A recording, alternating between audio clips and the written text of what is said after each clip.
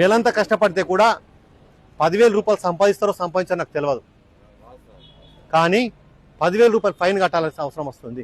ఎందుకు అంటే ఈ 10,000 అనేది గుర్తుండన్నా తాగడం బంద్ చేస్తారన్నా, తాగి బండి నడపడం బంద్ చేస్తారన్న ఆశతోని మేము ఇదంతా చేయడం అనేది జరుగుతుంది. అర్థమవుతుందా? ఇక నుంచి తాగి బండి నడుపుతారా?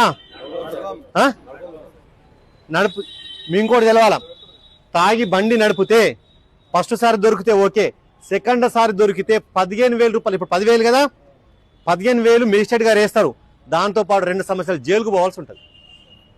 అర్థమైందా? సార్ మరి ఎట్లా తెలుస్తా సార్?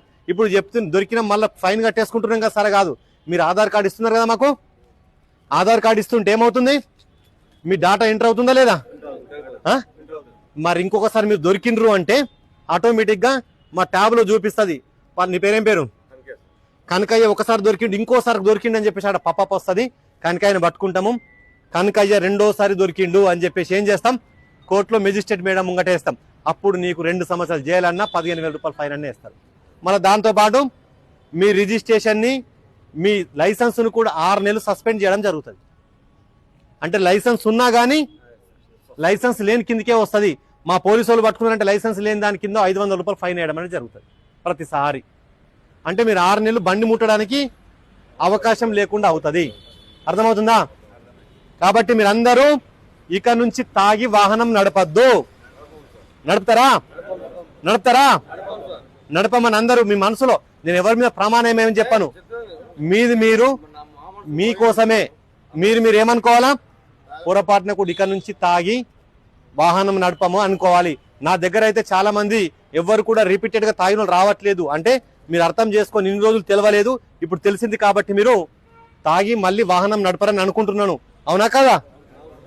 మీరు ఇంతటితో అయిపోవద్దు. మీరు మీ దోస్తులందరితోటి, మీ కుటుంబ సభ్యులందరితో కూడా తాగి వాహనం నడపమని చెప్పేసి వాళ్ళందరికీ చెప్పాలి. ఇప్పుడు కూడా మేము ఏం చేస్తున్నాము, first drunk and drive conduct చేసి దాన్ని మీకు ఎంతో కొంత ఎమ్మెల్యే అనేది రావడం జరుగుతుంది తాగి నడపడం వల్ల. దానివల్ల 10,000 రూపాయల జరిమానా విధించడం జరుగుతుంది. ఎందుకు? తాగి నడపడం వల్ల యాక్సిడెంట్లు జరుగుతున్నాయి. అర్థమవుతుందా? మీకు కంట్రోల్, బండి కంట్రోల్లో ఉండదు. మీ వల్ల మీరు ఇచ్చి యాక్సిడెంట్ చేసుకుంటే మీ ప్రాణానికి హాని, దానివల్ల మీ కుటుంబం రోడ్డు మీదకి వస్తుంది. అదే మీరు తాగి కాన్షియస్ లేక కంట్రోల్ లేకుండా వేరే వాళ్ళకు గుద్దితే వాళ్ళ కుటుంబాలు కూడా చిందరవందమయ్యే పరిస్థితులు ఉన్నాయి. మొన్ననే రీసెంట్గా బెజ్జంకి దగ్గర ఒక అతను బాలనగర్లో ఒక పని చేసుకునే వ్యక్తి, ఒక ఫ్యాక్టరీలో భార్య భర్తలు ఇద్దరు కలిసి పని చేసుకుంటున్నారు. వాళ్లకు 10,000 రూపాయలు 15,000 రూపాయలు జీతం ఉంది. దసరా పండగ అని చెప్పేసి వాళ్ళు బెజ్జంకి విలేజ్కి వస్తే వచ్చి రిటర్న్ పోతుంటే వాళ్ళ పని వాళ్ళు పోతున్నారు. పాపం ఒకడు తాగినోడు డీసీఎం నడుపుకుంటూ వచ్చి వాళ్ళ గుద్దితే ఇద్దరు భార్య భర్తలు ఇద్దరు చనిపోయారు. దానివల్ల చిన్న పాప బతికింది. వాళ్ళ పరిస్థితి ఆగమైపోయింది. వీళ్ళు తీసుకుపోయి జైల్లో పడేసినాము. అంటే వాడికి జీవితకాలం కూడా వాడు ఇద్దరిని చంపిననేది వాడి మనసులో ఉంటుందా ఉండదా? ఎంత చేసినా వాడు జైలుకు పోయిన ప్రాయశ్చిత్తం ఉంటుందా ఉండదా? ఆ పరిస్థితిని మనం ఉంచుకోకూడదు. మనం తాగి పొరపాటున వాహనం నడపకూడదు. చాలా మంది అనుకుంటారు మేము దీసాల కాడికి పోయినాము, సావుల కాడికి పోయినాము, పెళ్లిళ్ళ కాడికి పోయినాము, దీనివల్ల వాడు ఏదో ఫ్రీగా లిక్కరిస్తాడు, తాగుతాము, తింటాము, వస్తాం, చాలాసార్లు వచ్చినాం సార్ అనుకుంటారు. కానీ అట్లా కాదు. దానివల్ల మీకు బండి కంట్రోల్ ఉండదు, చనిపోవడానికి ఆస్కారం ఉంటుంది. కాబట్టి యాక్సిడెంట్లో చనిపోయే ఆస్కారం ఉంటుంది. కాబట్టి ఎట్టి పరిస్థితుల్లో తాగి వాహనం నడపద్దు. నడుపుతారా? ఇక నుంచి ఇప్పటి వరకు మీకు తెలియదు, ఇప్పుడు తెలిసింది. ఎట్టి పరిస్థితులు ఎంత కష్టమైనా కానీ తాగి వాహనం నడపద్దు. కొంతమంది అంటారు నా దగ్గరకు వచ్చి, సార్ నేను హాస్పిటల్ పోవాలని చెప్పేసి బండి తీసుకొని వచ్చినట్టు. హాస్పిటల్ అంటేనే ఎమర్జెన్సీ, జాగ్రత్తగా బండిని తీసుకొని పోవాలి. మీరు తాగి తీసుకొని పోతే యాక్సిడెంట్ కాదు, ఇంకా టెన్షన్లు అవుతుంటే అప్పుడు ఏం చేయాలా?